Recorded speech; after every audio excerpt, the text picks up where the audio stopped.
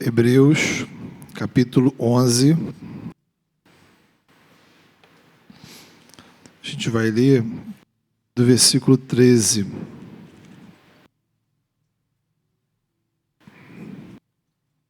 Texto que já está aí projetado para você, se você tiver oportunidade. Abra sua Bíblia também para você acompanhar. É sempre importante. Hebreus 11, a partir do versículo 13. A palavra de Deus diz assim: todos esses viveram pela fé e morreram, sem receber o que tinha sido prometido. Viram-no de longe, e de longe o saudaram, reconhecendo que eram estrangeiros e peregrinos na terra. Os que assim falam mostram que estão buscando uma pátria. Se estivessem pensando naquela de onde saíram, teriam oportunidade de voltar. Em vez disso, esperavam eles uma pátria melhor, isto é, a pátria celestial. Por essa razão, Deus não se envergonha de ser chamado Deus deles e lhes preparou uma cidade. Amém. Queridos, o texto que lemos, ele está inserido aqui no capítulo 11 da carta aos Hebreus, e o grande assunto desse capítulo é a fé. De certa forma, é quase uma pregação sobre a fé. Ele começa nos versículos 1 e 2, apresentando uma definição de fé, e depois ele vai citar uma série de personagens do Antigo Testamento como exemplos de pessoas que agiram pela fé. Abel, Enoque, Abraão, Isaac, Jacó, Moisés, Raabe, vários outros. Ao final, ele lembra ainda vários homens e mulheres que serviram ao Senhor com fé, cujos nomes não são sequer mencionados na Bíblia. Servos de Deus desconhecidos. E ao longo dessa exposição sobre a fé, ao longo dessa pregação sobre fé, ele vai inserindo algumas observações. Alguém que está contando uma história e vez ou outra faz uma pausa para fazer um determinado comentário. Ele vai fazer isso algumas vezes ao longo desse capítulo. Uma delas é justamente o texto que lemos, os versículos 13 a 16. O que ele quer nos mostrar aqui nessa pequena observação? A intenção do autor é mostrar que os crentes do passado, os crentes do Antigo Testamento, estavam na mesma condição espiritual que os leitores da carta. De certa forma, ou melhor, da mesma forma, podemos afirmar que os crentes do Novo Testamento estão na mesma condição espiritual que a gente. Eles e nós podemos ser chamados de caminhantes. Estamos caminhando no caminho. Somos peregrinos. Mas não caminhamos sem destino. Não caminhamos à toa, simplesmente porque gostamos de caminhar. Não é como caminhar ou correr numa esteira ou dar voltas num quarteirão. Não é caminhar por esporte. Não é caminhar sem sair do lugar. Na verdade, é o contrário. É caminhar para um outro lugar. Esse é o detalhe que faz toda a diferença. O servo de Deus é aquele que caminha e sabe muito bem aonde ele quer chegar. Caminhar com fé é caminhar na direção de uma pátria. O ponto do autor de Hebreus é que nós, assim como os crentes do passado, ainda não chegamos nessa pátria. Versículo 16 vai dizer que eles esperavam uma pátria melhor, uma pátria celestial. Repare no final do versículo 16, vai dizer que Deus lhes preparou uma cidade. Mas eles não podiam confundir essa cidade que Deus preparou com as cidades que eles moravam. E está o primeiro ponto da nossa reflexão nessa manhã. O Evangelho nos proporciona uma cidadania. O que isso quer dizer? O que isso significa? Quando cremos no Senhor, passamos a fazer parte de um povo. Essa é uma conexão que hoje em dia não fica tão clara para a gente. Nossa cabeça pós-moderna pensa de uma outra maneira. A gente acha assim, bem, eu creio em Deus e agora eu tenho um relacionamento com Deus. E aí aquela história, é eu e Deus e mais ninguém.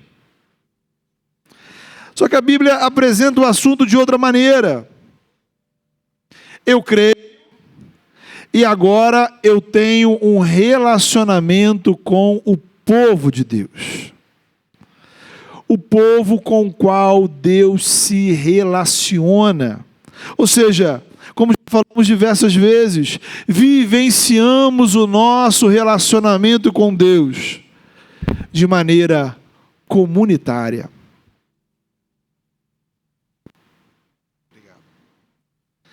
A fé tem como consequência uma identidade comunitária. O batismo é o símbolo e o sinal da nossa inclusão e participação nessa comunidade. O Deus revelado em Jesus e nas Escrituras é um Deus comunitário. O projeto de Deus para a redenção do mundo é comunitário. Lá no início, Deus não apenas fez uma aliança com Abraão, Ele estabelece a sua aliança com a descendência de Abraão. Deus vai ao encontro de Moisés, resgata a descendência de Abraão, e ali nasce o povo de Israel, e Deus resolve se manifestar no meio daquele povo. O Filho de Deus é enviado para exercer ministério naquele povo. Lá quando Deus envia Moisés ao encontro de Faraó, Deus orienta Moisés a dizer o seguinte: diga para Faraó, deixe o meu povo ir. Deixe o meu povo ir. Então Deus não apenas resgatou pessoas para que cada um vivesse a sua vida, escolhendo aquilo que elas preferissem fazer. Deus resgata um povo.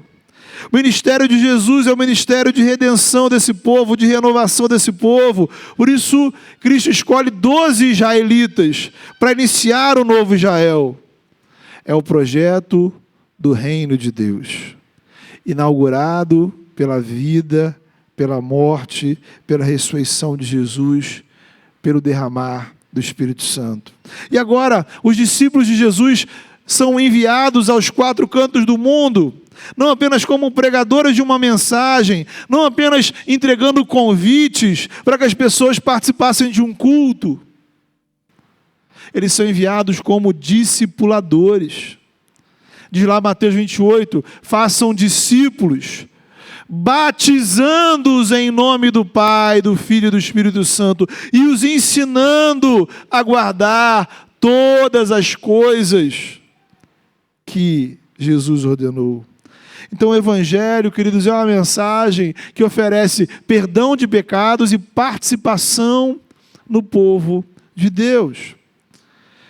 Há aqui um ponto, queridos, que não pode passar despercebido. Para os que já eram israelitas, a mensagem do Evangelho era apenas uma questão de crer e reconhecer que Jesus era o Messias. Agora o povo de Deus é o povo do Messias, porque eles já se entendiam como povo de Deus desde Abraão. Veja que nem Paulo, nem os outros apóstolos achavam que estavam mudando de povo quando eles creram e passaram a seguir Jesus. Eles são agora o povo do Messias, o Messias é maior que Abraão. A história de Israel se cumpre em Jesus. Jesus é o início do novo Israel. Agora, observe, preste atenção, quando a mensagem do Evangelho é pregada para aquele que não é judeu, aí o Novo Testamento deixa claro que acontece uma mudança de povo. Colossenses, Paulo vai usar a imagem de um transporte. Ele nos resgatou do domínio das trevas, poderíamos dizer da pátria das trevas, da cidadania das trevas, e nos transportou para o reino do seu Filho amado. 1 de Pedro 2, 9 e 10 é muito claro. Antes, ele vai dizer, vocês nem sequer eram povo. Olha isso. Mas agora vocês são povo de Deus. Agora vocês são, na verdade, povo de propriedade exclusiva de Deus. Então existe um povo, um tipo de povo, uma comunidade que é comunidade exclusiva de Deus, que é propriedade exclusiva de Deus. Efésios capítulo 2, para mim talvez seja o texto mais claro. Ele vai dizer assim: lembrem-se de que anteriormente vocês eram gentios por nascimento. Todos nós aqui, gentios de nascimento. Naquela época, vocês estavam sem Cristo, separados da comunidade de Israel, sendo estrangeiros quanto às alianças da promessa, sem esperança, sem Deus no mundo. Veja a conclusão que ele fala: vocês eram estrangeiros, estavam fora do povo de Deus, estavam sem esperança, estavam sem Deus. Mas agora, em Cristo, vocês que estavam antes longe, foram aproximados pelo sangue de Jesus. Aí ele conclui: portanto, agora vocês já não são nem estrangeiros, nem forasteiros, mas concidadãos dos santos, membros da família de Deus, edificados sobre o fundamento dos apóstolos e profetas, tendo Jesus como pedra angular. Então veja, não é simplesmente dizer, olha, agora você é crente, agora eu acredito em Deus, agora eu sou evangélico. Eu antes não era povo, agora eu sou povo. Antes eu estava distante, agora eu fui aproximado. Antes eu não fazia parte, agora eu faço parte. Antes eu não tinha cidadania no reino, agora eu tenho. De forma que o Evangelho informa para a gente que o Deus Criador veio ao nosso encontro em Jesus e nos convida ao relacionamento com Ele, participando do povo dEle. Salvação, irmãos. Então a gente precisa mudar o nosso entendimento de salvação. Salvação significa participação no povo de Deus, comunhão com Deus é participação no povo de Deus, servir a Deus é participar do povo de Deus.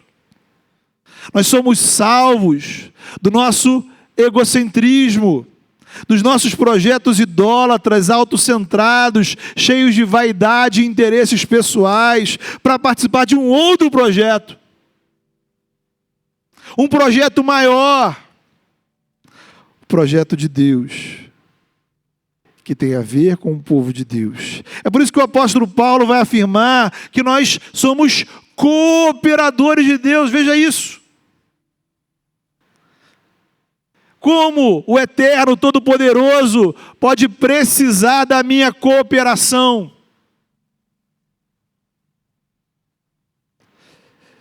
Pelo ministério do Espírito em nossas vidas, Deus nos dá a graça de cooperar com a missão que Deus está realizando no mundo.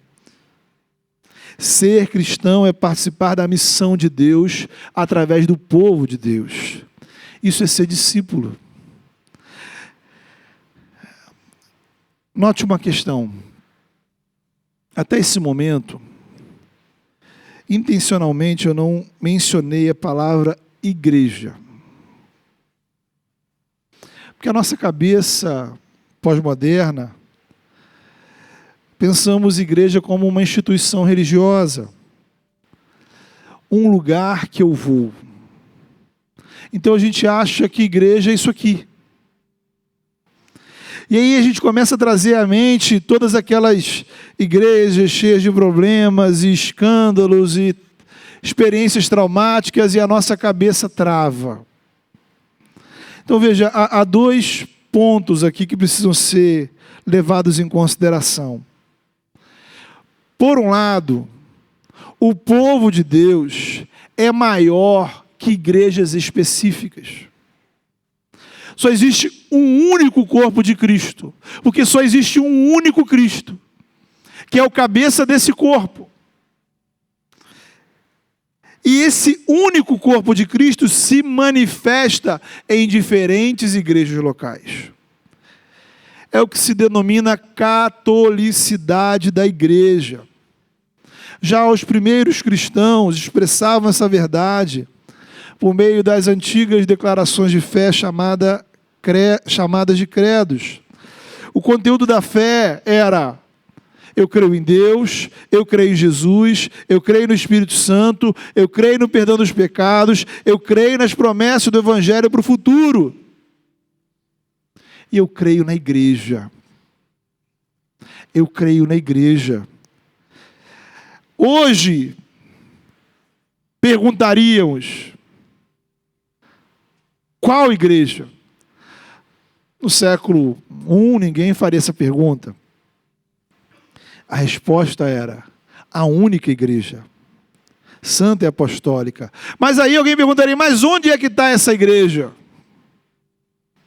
Ela está presente em cada uma das igrejas locais existentes. De forma que participamos do povo de Deus em uma comunidade de fé específica, entendendo que veja isso, nenhuma comunidade específica reúne todas as qualidades da igreja do Senhor. Isso é impossível.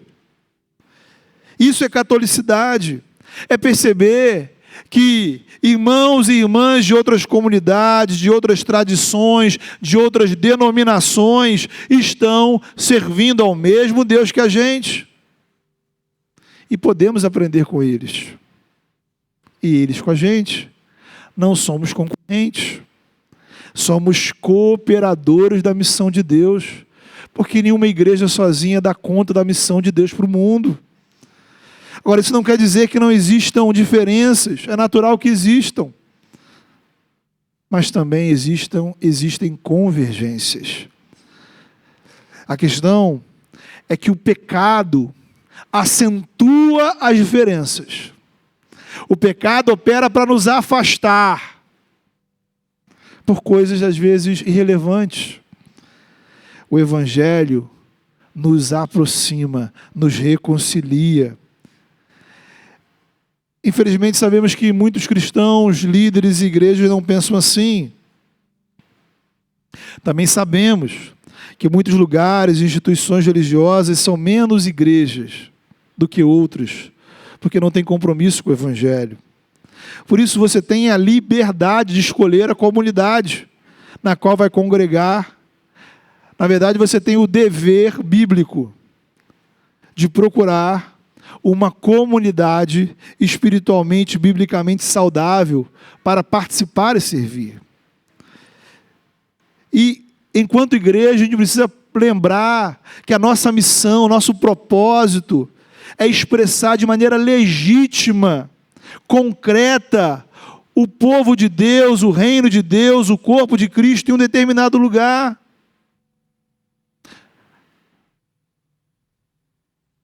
Essa é a nossa missão. Esse é o nosso propósito. Então, o que a gente aprende até aqui? Vamos recapitular aqui. Primeiro, relacionamento com Deus é participação no povo de Deus.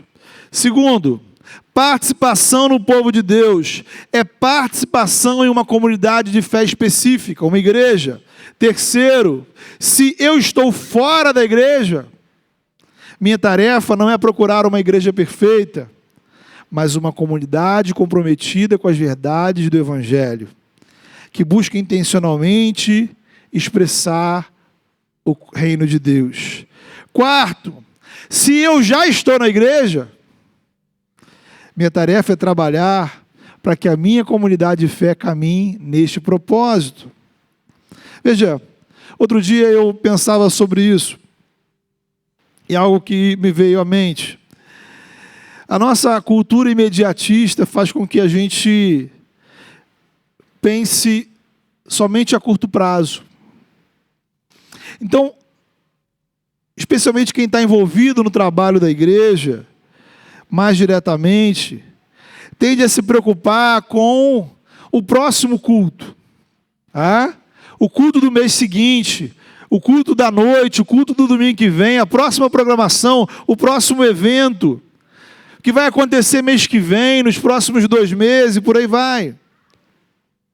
Só que do ponto de vista do reino, eu preciso trabalhar para que essa seja uma igreja bíblica e saudável, para que os meus netos possam congregar.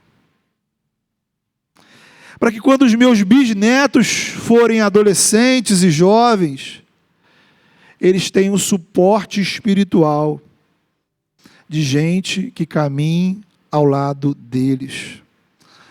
Uma comunidade em que os filhos dos nossos filhos, os filhos dos nossos amigos, conheçam o Evangelho e sejam desafiados a uma vida missionária.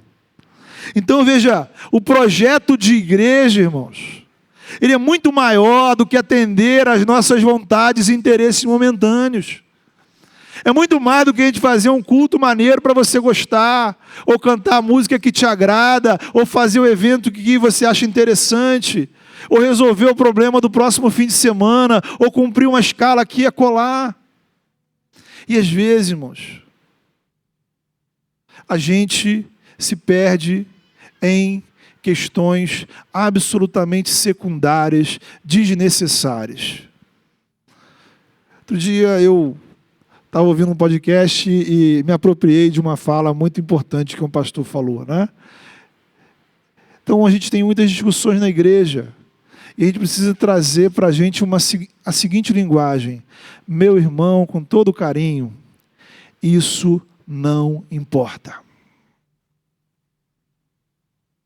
Isso não importa.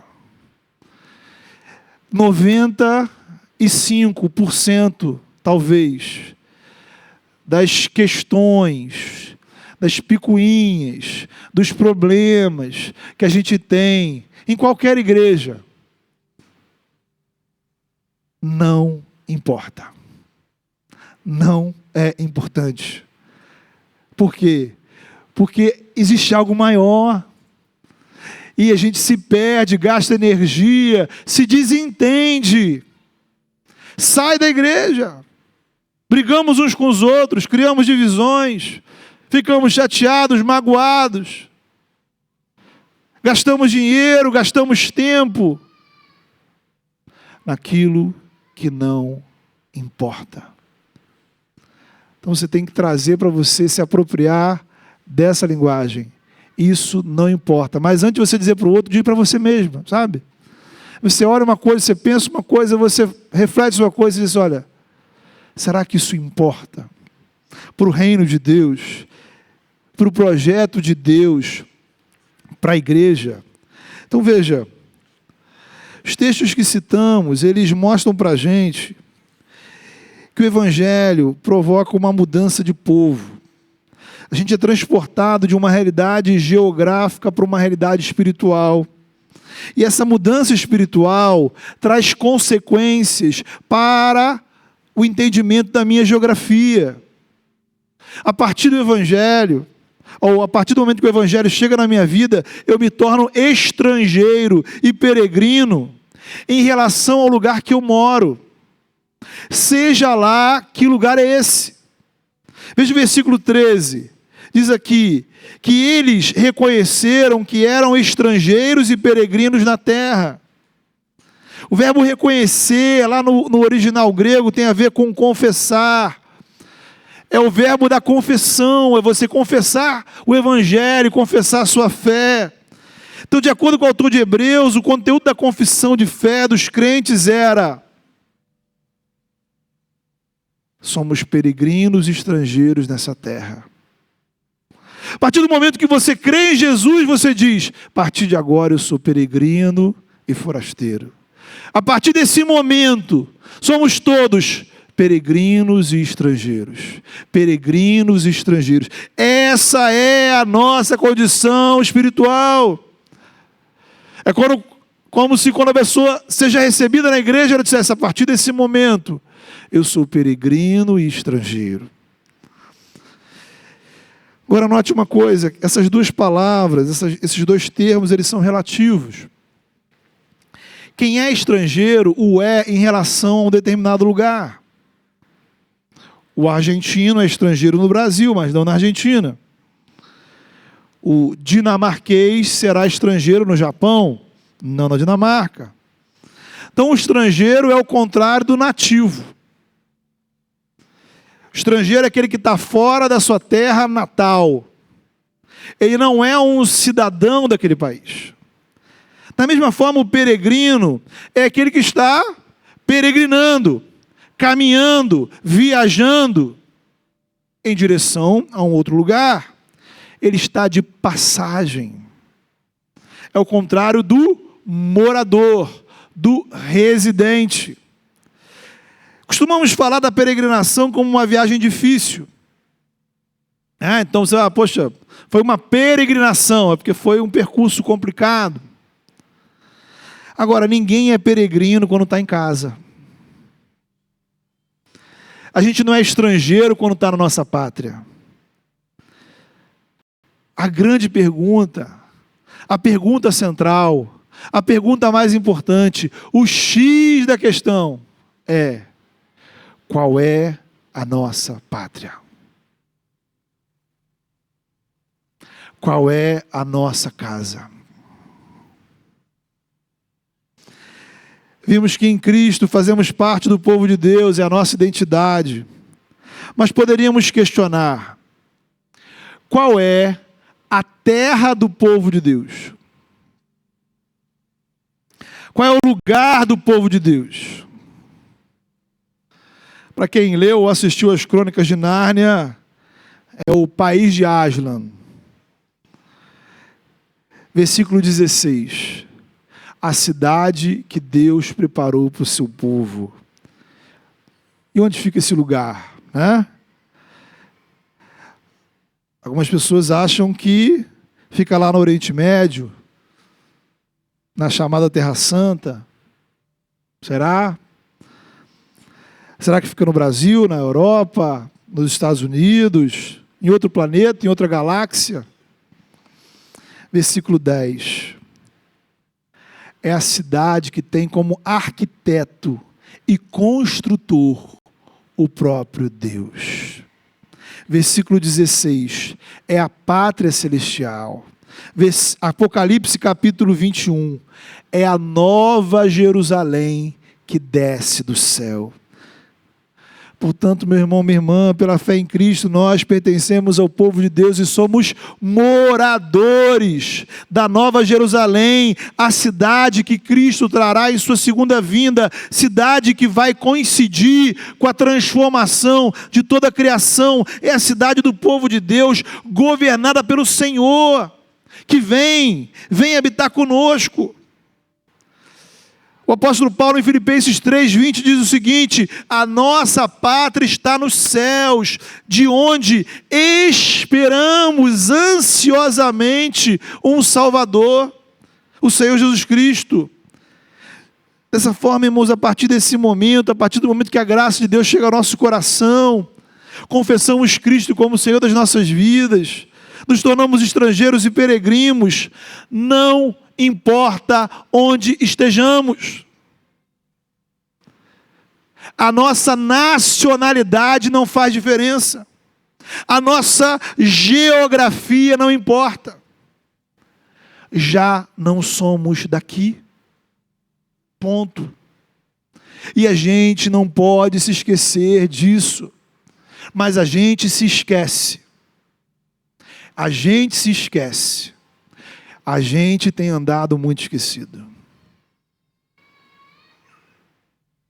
Já citei aqui uma vez, e vou citar novamente, as famosas palavras de um antigo texto cristão, chamado Carta a Diogneto. É um texto escrito por volta do ano 120, ou seja, bem próximo ali à época do Novo Testamento. Então esse Diogneto era um não cristão, e ele queria saber mais sobre a fé, mais sobre o Evangelho. E aí um amigo dele, um cristão desconhecido, escreve esse texto, essa carta, como um resumo, uma explicação do Evangelho. E lá pelas tantas ele vai dizer assim: os cristãos habitam em pátrias próprias, mas como peregrinos.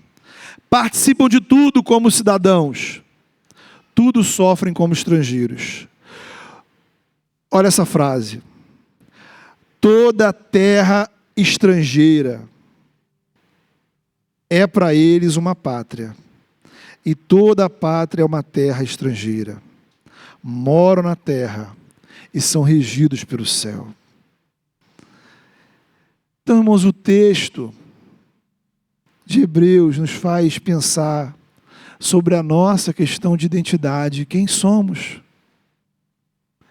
Quem ou que me define? Há vários fatores que constroem a nossa identidade como pessoa: família, nacionalidade, sexualidade, religião, condições econômicas, enfim, história de vida. E ao longo da história nós vamos ver diferentes grupos se apegarem a um determinado conjunto de características para definirem sua identidade. Então, eu me defino por isso. Esse aspecto da vida é para mim o mais importante para definir quem eu sou. O segundo passo, que vem logo depois, é o que poderíamos chamar de orgulho identitário. Então, eu me orgulho das minhas raízes, dos meus costumes, das minhas características. E aí, por fim, próximo passo é ver aquele que é diferente de mim como meu inimigo. Ou pelo menos como alguém desprezível. Ao longo da história, guerras terríveis aconteceram por causa disso. E até hoje, atos de violência são praticados com base nesse entendimento de identidade. Vemos isso na Bíblia. Veja a relação que os judeus do tempo de Jesus tinham com os samaritanos. Os judeus se orgulhavam do seu judaísmo e desprezavam os samaritanos. Por sua vez, os romanos se orgulhavam de Roma, da sua cidadania, e consideravam os outros povos inferiores. O Evangelho, irmãos, muda isso. Gálatas capítulo 3. Todos vocês são filhos de Deus mediante a fé em Cristo. Portanto, não há judeu, nem grego, nem escravo, nem livre, nem homem, nem mulher. Todos vocês são um em Cristo Jesus.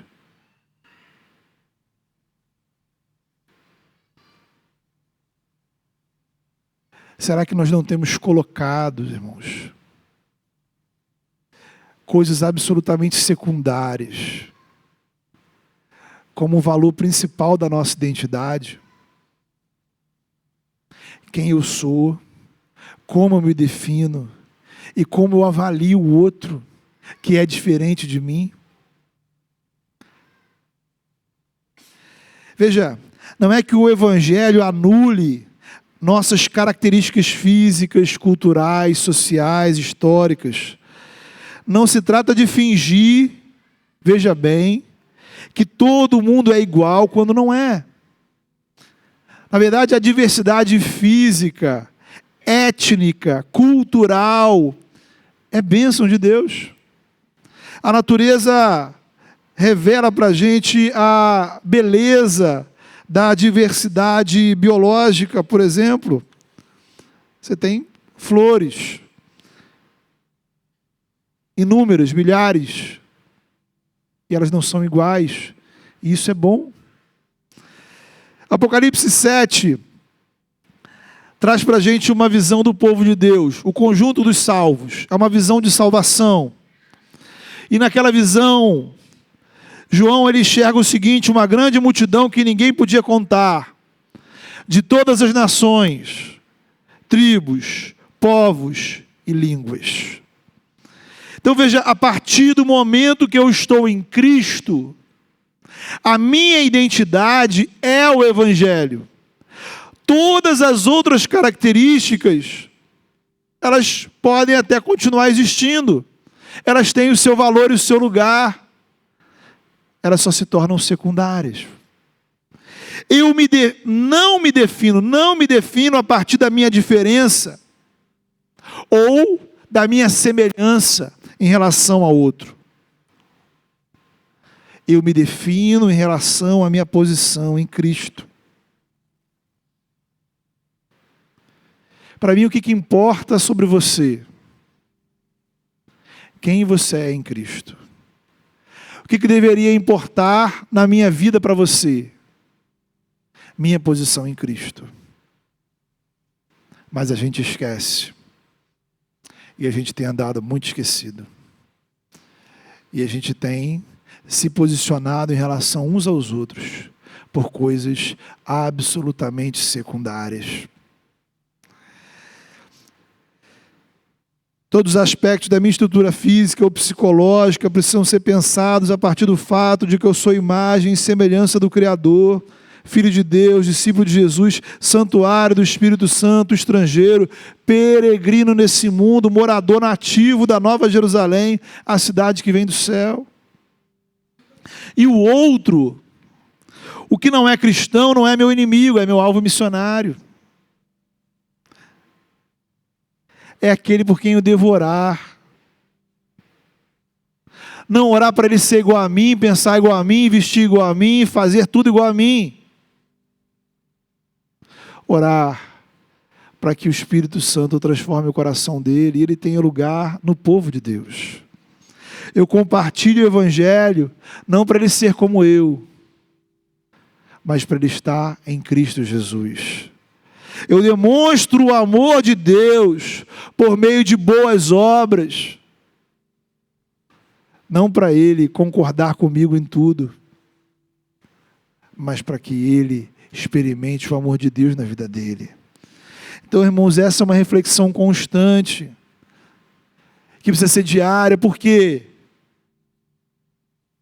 Por que a gente esquece? Por que a gente tem andado muito esquecido? Porque a cultura pecaminosa ao nosso redor não dá descanso. O pecado não tira férias. O pecado não tem folga, feriado, recesso. O tempo todo, o dia todo, em todos os lugares. De todas as formas. Então a gente é empurrado uns contra os outros por questões várias. Políticas, econômicas, religiosas, raciais, de gênero, sociais, denominacionais e tantas outras. E a maneira como eu entendo o outro e me posiciono no mundo não está sendo determinado pelo Evangelho. Hoje à noite eu pretendo apresentar mais algumas consequências dessa nossa cidadania espiritual, dessa nossa cidadania celestial a partir desse texto. Mas agora eu queria concluir desafiando você a pensar nesses dois aspectos.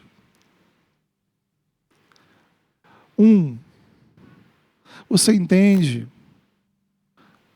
você reconhece o seu lugar no povo de Deus? Você se entende como morador da Nova Jerusalém? Você entende que a sua pátria está nos céus? Esse entendimento, ele está consolidado no seu coração? Eu queria desafiar você a orar por isso. Eu queria desafiar você a orar pela sua relação com o povo de Deus, pelo seu entendimento do povo de Deus, pelo seu lugar no povo de Deus. Eu queria desafiar você a orar para dizer para o seu coração: Senhor, eu não quero me importar com aquilo que não importa. Eu não quero me importar com aquilo que não é importante. Abre os meus olhos, me ajuda a treinar o meu coração para aquilo que é importante, para aquilo que é central.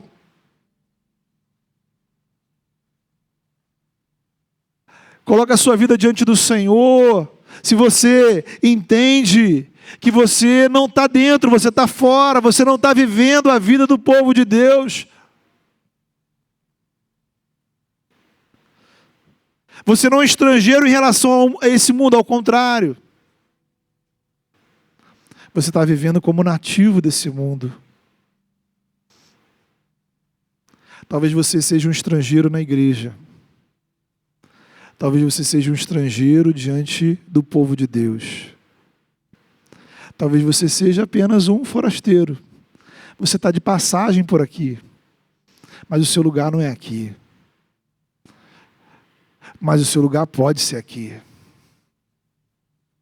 Porque em Cristo o Senhor nos oferece perdão, reconciliação em um lugar no povo dele. Queria desafiar você a orar para que você entenda que aquilo que define a sua identidade é o Evangelho. Para que você interaja com o outro com base no Evangelho. Para que os seus olhos, sua mente, sua maneira de tratar com as outras pessoas não seja determinado por aspectos secundários.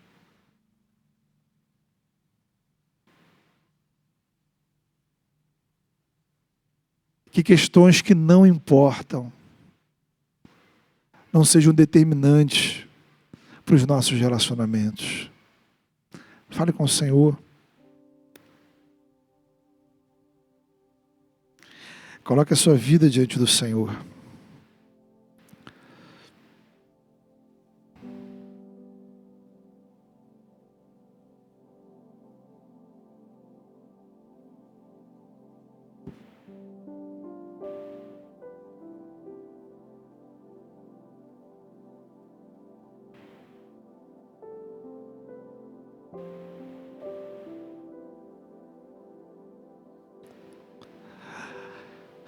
Abra o seu coração e seja honesto diante do Senhor.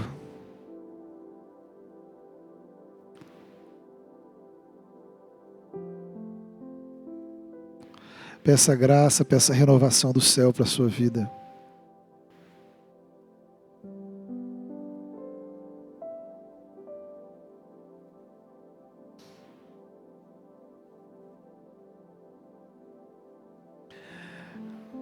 Deus amado, em nome de Jesus, nessa hora, Senhor, nós suplicamos, de forma muito simples, muito objetiva, Senhor, venha ao nosso encontro. Aqueles, ó Deus, que têm caminhado, Senhor, como estrangeiros em relação ao seu povo, como estrangeiros em relação à igreja. aqueles que têm caminhado, Senhor, nesse mundo, como cidadãos dessa terra,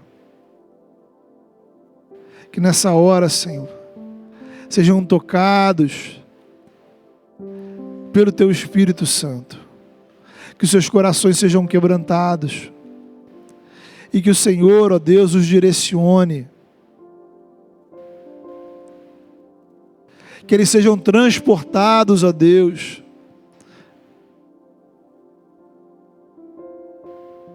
para o reino do Seu Filho, para o lugar do Seu povo, que eles recebam do céu a cidadania celestial,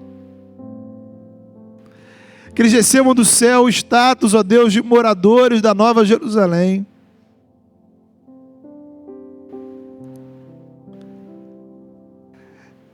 Que eles tenham, Senhor, fé, coragem e entendimento de que o lugar deles, ó Deus, na Tua presença é no povo do Senhor. É sendo povo, é sendo família de Deus. Ao mesmo tempo, Senhor, traz à nossa mente a compreensão de que somos estrangeiros e forasteiros em relação a esse mundo, Senhor. E que os valores dessa cultura pecaminosa, Senhor, não sejam os determinantes para a nossa caminhada. Pai, que possamos, ó Pai, de fato, treinar o nosso coração e a nossa mente, para dizer para aquilo que é irrelevante, para dizer para aquilo que é secundário, não importa. Isso não é o mais importante. Porque o mais importante, Senhor, é aquilo que o Senhor nos dá em Cristo Jesus. O mais importante, ó Pai, é aquilo que o Senhor fez por nós, é a Tua presença em nossas vidas, é a nossa cidadania celestial.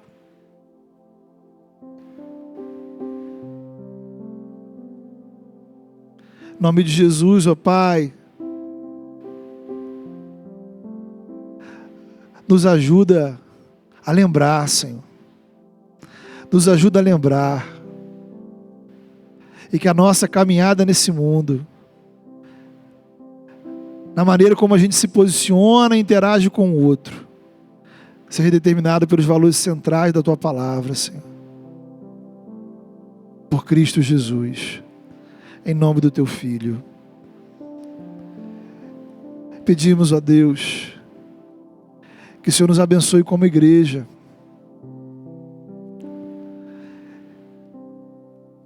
Que essa seja a igreja, Senhor, de futuras gerações. Que essa seja, Senhor, comunidade de fé que acolherá, Senhor, os filhos dos nossos filhos, os filhos dos nossos netos, os filhos dos nossos amigos. Que o Senhor, ó Pai, dê graça para que possamos, ó Pai, viver a igreja pensando em termos de reino, Senhor. Não apenas, ó Pai, atendendo aos nossos interesses momentâneos e imediatistas. Que possamos nos empenhar e entender que fazemos parte dessa grande construção.